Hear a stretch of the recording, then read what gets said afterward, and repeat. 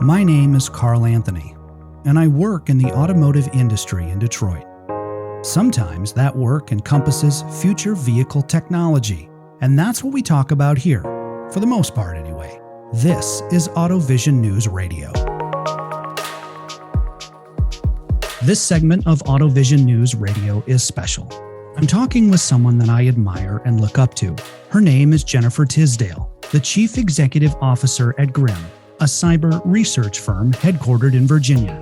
Jennifer is a cyber economics strategist, recognized for building cybersecurity programs for industry, government, and academia. Her expertise is concentrated in a number of areas, including cyber physical systems, aerospace, smart cities, critical infrastructure, and advanced mobility, including connected and autonomous cars. Jennifer is recognized for holding the first mobility job in the United States, formerly serving as the Cyber Mobility Program Strategist for the state of Michigan. Her work served as the foundation for bringing together automotive, defense, and aerospace under a robust cybersecurity umbrella. In 2018, Jennifer was voted one of SC Magazine's Women to Watch in Cybersecurity. And of course, since then, she's become the CEO of GRIMM. Joining us today on AutoVision News Radio is Jennifer Tisdale. Thank you, Carl. It's a pleasure to be here. So back in 2013, you set forward with this goal of merging automotive and cybersecurity in the interest of public awareness and safety. So let's go back to that time in your life. How did you arrive at this goal? And what did you see or what did you not see that led you to start working towards this vision? Well, I would love to tell you that it was part of some master plan that I had designed and executed against perfectly. That is not the case. Right. So in 2013, I was new to the state of Michigan. I was working for the Michigan Economic Development Corporation, MEDC. It's the largest marketing arm of the state. Right. Does all of the economic development for industry. And I was tasked at the time with growing cybersecurity as part of the economic strategy. We happened to be a part of an administration that loved technology, embraced cybersecurity in particular, and had the foresight to recognize that it would be important in some capacity. At the time, I wasn't quite certain what I was going to do with that assignment. So I did a lot of research, right? Sure. And to take this really long story of a decade and condense it into a very concise quip for you, it resulted in a lot of research and investigation and interviews of subject matter experts that pointed very clearly to me that what was on the horizon would be embedded systems focused for cybersecurity. And it was this pivotal moment in my mind where I recognized that this is something truly unique. The automotive industry, the state of Michigan, and many other industries would benefit from.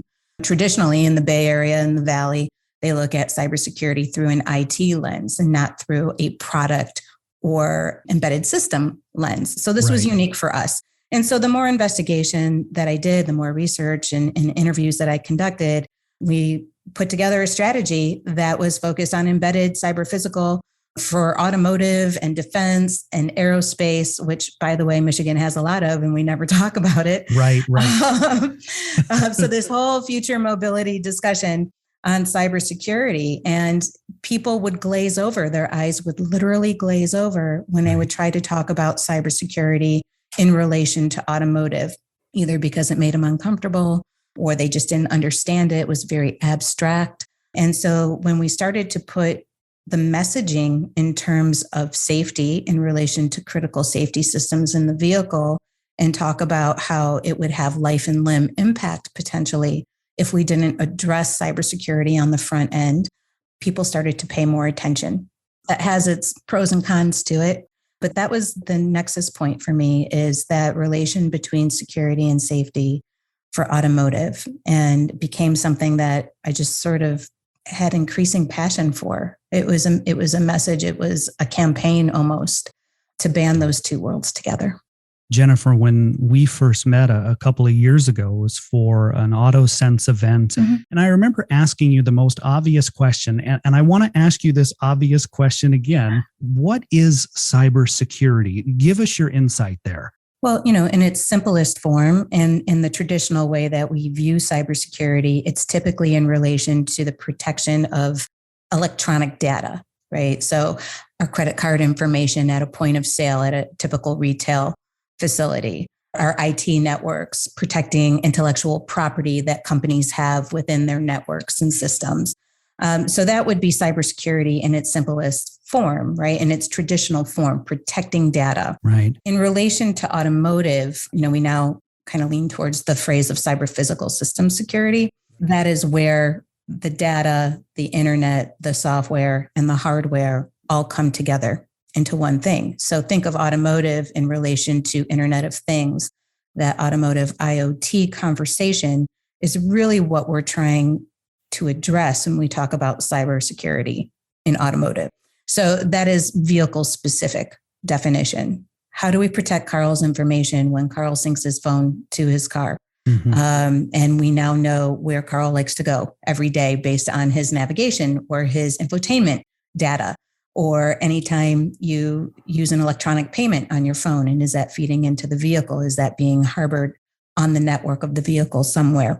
So these are the things that we're looking to protect in the most practical sense. From a more what I would call Hollywood-esque sense, which we know is in the realm of the possible, we're not certain how probable it is in relation to how can we manipulate the vehicle. That's an area where my company tends to spend the most of our time, right? Is what can we make the vehicle do that it wasn't designed to do because of cybersecurity? And so that's at a very high level how I like to look at cybersecurity in relation to the car, hinged on safety, of course. With the connectivity systems in vehicles, it seems like our smartphones and our vehicles are just going to continue to merge closer together. There'll be more of that type of technology. There'll be more of an expectation from consumers that my car is going to pair with my phone, is going to pair with my digital life. And so you're saying it's important to protect that, and cybersecurity and automotive at a baseline is about protecting that data. That's correct. And the operation. And the operation. You mentioned, and you're an advocate for this too. You mentioned it just a second ago, but you're also an advocate for something known as physical cybersecurity. So Jennifer, what is physical cybersecurity? Let's dive a little deeper. Help me get my mind around this concept here. So cyber physical is anything where we have a device. Sometimes the device could be your laptop, it could be your phone, could be an insulin pump, and it can be a car. Sure. Right. So anytime we have a connected device or product that has software integration and is also connected to the world around it, that is a cyber physical environment that we have created. Okay. And so the protection of that isn't just about the vehicle itself. And we're going to talk about cars because that's what we do, Carl, right? We talk about cars. That is what we do. That is what we do. So in relation to automotive, we now not only recognize that there could be vulnerability within the vehicle. And let me add really quick here. The auto industry has done a fantastic job of securing the vehicle, for updating its security posture in relation to all of the technology that they've integrated into the cars. They've done a great job. Will there be work to do still? Yes, of course. Technology is ever changing. The threat landscape is ever changing. So it will be an ongoing process. Where I am now, and really focused right now, is outside of the vehicle, the world in which the car will be operating. Right. So we're hearing a lot of discussion about smart cities or aftermarket add-ons for vehicles, valet service, which I think is phenomenal also, right? Like how convenient is that to never have to seek parking in downtown Detroit or any other urban center? Amazing. It'll drop you off and go park itself. Yep. Fantastic. Yep. It also will pay for itself, pay to park off an app off your phone. It will use sensor technology to navigate itself back and forth to you. And all of this communication impacts the physical car itself. Right. So it only takes one exploitation to ruin somebody's day. Right. Right. Or hurt them. Right. And Jennifer, how do we go about then installing? How do we go about the process of installing cybersecurity protection into new vehicles? How do we build in cybersecurity just as we would any other feature? Well, it's a very complicated problem, as you might imagine. Unlike other areas of safety in a vehicle where we're talking about seatbelts or airbags or ADAS systems, right, where you can tell that the technology is effective. You get hit head on, your airbag deploys, you know that that safety feature worked. Right. You experience it in a very dynamic and physical way. Right. Right. With cybersecurity, it's a bit more complicated because you can't see it. It doesn't have a kinetic effect oftentimes. Right. We hope it doesn't. And so to be able to ensure that cybersecurity is impactful, it must also be a layered approach. And it will start, as everything does, at the OEM level and with their suppliers as they integrate new technology and have new requirements that are becoming standard in the industry for how they test and try the security of any given new product. So this is true. We're seeing this as a result of the ISO SAE. I'll nerd out for a minute. It's ISO SAE 21434 is the exact number. Right. It's getting a lot of buzz in the community because it's setting a standard for how OEMs and suppliers are to test for cybersecurity. It even alludes to, which is great news for GRIMM and for my company, that there should also be neutrality testing, which means, yes, it's great that you as the product developer and owner conduct cybersecurity testing, but we would also like you to have a third party test it so that there's no bias, right? So this is relatively new. In fact, it's been about a year, maybe slightly less than a year since 21434 has been out in the world. And so it is an ever evolving exercise in how to test, what tools to use. And these are the things that industry is figuring out.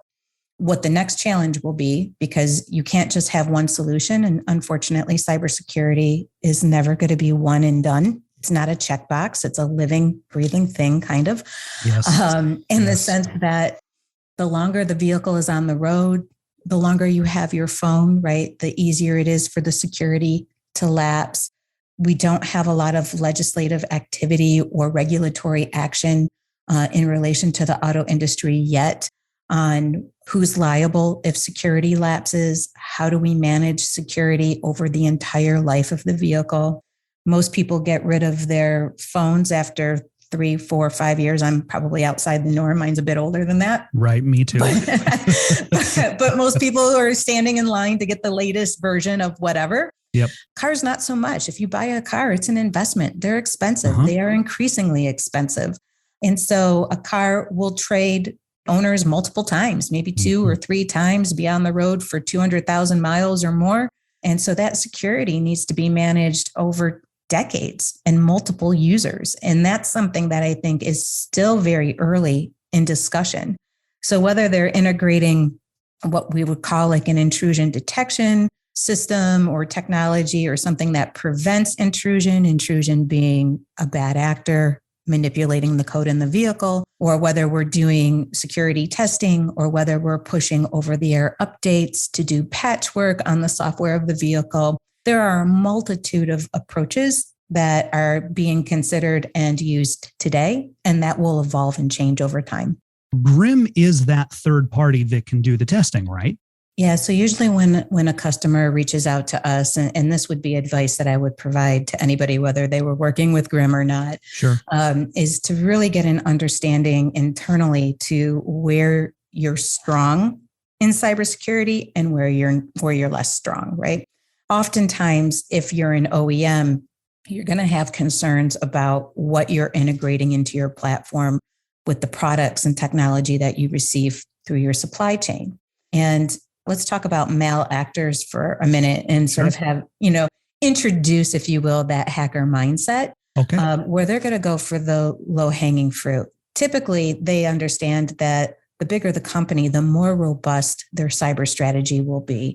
And so the lower on the food chain you go, and the smaller the business, the smaller the supplier, the more likely there are to be flaws in their system, and the more easy it might be for us to manipulate the product to do something it wasn't designed to do. And so the very first question to the OEM is, where do you think you're weak in your supply chain internally in terms of the technology integration, right? It's a discussion between our teams for where they'd like to focus. Sometimes they're the developer of the product themselves, and they don't need to test the full vehicle. Maybe they just want to test a component. They're pretty confident in everything else, but there's this one piece that they feel might have some question marks around it. Sure. So we'll scope that work with them, right? And we'll tell them what's possible. Obviously, they have a business need too, right? They have a production timeline, budgetary constraints. Maybe they don't have much budget at all, but they know they have to do something.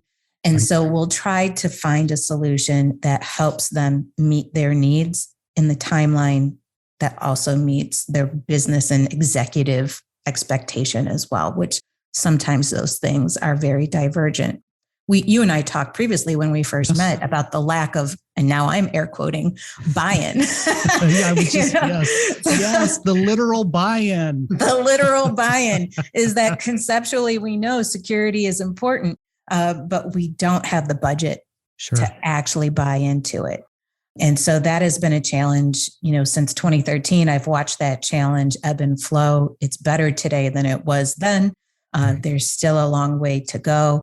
But the most important piece of all of this is to make sure that not just the industry, but the consumers understand that when somebody's doing cybersecurity research, pen testing, dare I say hacking on a vehicle, it's not a sign of weakness for that product. It's actually the opposite. Agreed. It's a sign that they're taking your safety and your security to heart and that they're doing right by you.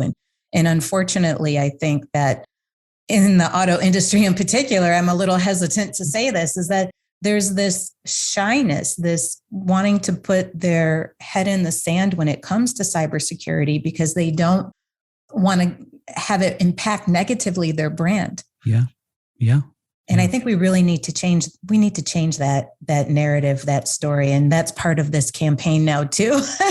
Exactly. Yes. There is enough work for everybody in cybersecurity. It is not going away. Consumer demand, as you so intelligently noted, is increasing for connectivity, not diminishing for connectivity. And whether it's a car, a phone, or anything else, we are connecting faster than we can secure it. And we don't have enough talent in the workplace to do this work. And we try to exhibit this at GRIMM in large part because there is not enough talent, right? I have banished education requirements. I have hired people who've never gone to college, who have no interest in going to college, who have demonstrated technical skills and capability, but are not interested in going to school for 4, 6, or more years. I'm not turning anyone away who has higher education, but it's not a requirement. As an advocate for people behind cybersecurity, among many other things that you do on a daily basis, what is your legacy that you hope to leave at the end of your career? This is probably the hardest question you could ask me.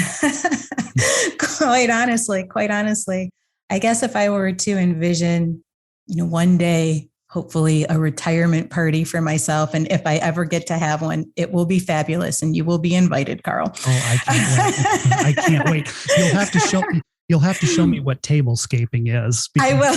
I do love tablescaping. Yes. I know you do. And I had to ask my sister-in-law what it was. And she's like, "Are you serious, Carl?" So conversation for another time, but everybody needs a creative outlet. Yes. So we'll have to make sure your retirement party is nicely tablescaped. Yes, please. I would appreciate that. But at that retirement party, when I look into my kids' eyes or my friends and my coworkers and everyone that I've met along the way, I hope people just realize that being a policy advisor and a CEO, they're great, but for me, they're just a byproduct. Yeah. I hope people remember that it was all about the advocacy for me. It's what drives me. I'm a public servant in my heart. I no longer work for nonprofits or for the government, but you cannot take the public servant out of my soul. And so for me, it's all about that. And if I get to do other cool things along the way, fantastic. But the legacy was just trying to be an advocate, to do the right thing for the right reasons in an industry that's near and dear to my heart. Jennifer, my lovely wife, Danielle, and I, we are both rooting for you, just thrilled when the news broke that you became CEO of GRIMM. I hope that we get to work together a few more times before those retirement parties that we both have. I hope so indeed. Thank you so much. I can't wait. I have to sit down and have dinner with you and your wife someday soon. And thank you so much for all of your support and for inviting me on your show today. Truly my pleasure, Jennifer. For more information on GRIMM, visit grimm-co.com. That's GRIMM with 2 M's, grimm-co.com, grimm-co.com. You can also follow the company on LinkedIn, Twitter, and YouTube, and keep up with Jennifer Tisdale on LinkedIn as well. To learn more about cybersecurity and ways you can protect you and your family, visit ready.gov/cybersecurity. That's ready.gov/cybersecurity. In Detroit with Jennifer Tisdale, I'm Carl Anthony, AutoVision News Radio.